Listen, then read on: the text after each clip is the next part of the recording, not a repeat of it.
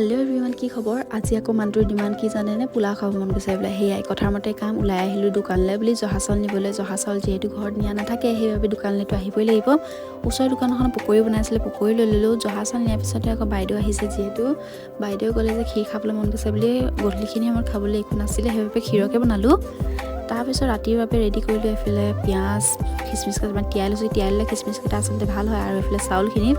পোলাও ফুল recipe ভিডিঅ'টো চাবলৈ হ'লে চেনেলটো ছাবস্ক্ৰাইব কৰি থ'ব, তেতিয়া মই সোনকালে দিবলৈ চেষ্টা কৰিম। মানে আজি গধূলিলৈকে দিবলৈ চেষ্টা কৰিম আৰু ৰেচিপিটো পোলাওৰ আৰু পোলাওৰ লগত মাংস ৰেচিপিটো দিম বাৰু। আপোনালোকে যাতে মোৰ চেনেলটো ছাবস্ক্ৰাইব কৰি থয়, সকলোবোৰ ভিডিঅ' চাই থাকিবলৈ আৰু ৰেচিপি ভিডিঅ'টো চাবলৈ।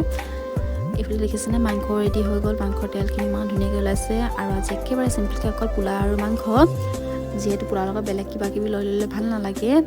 আজি ভিডিঅ'টো তেন্তে ইমানতে শেষ কৰিছোঁ। নতুন ভিডিঅ'কেইটা চাবলৈ চেনেলটো ছাবস্ক্ৰাইব কৰি দিব দেই। আৰু যদি ভিডিঅ'টো চাই ভাল পালে তেন্তে এটা লাইক কৰিব।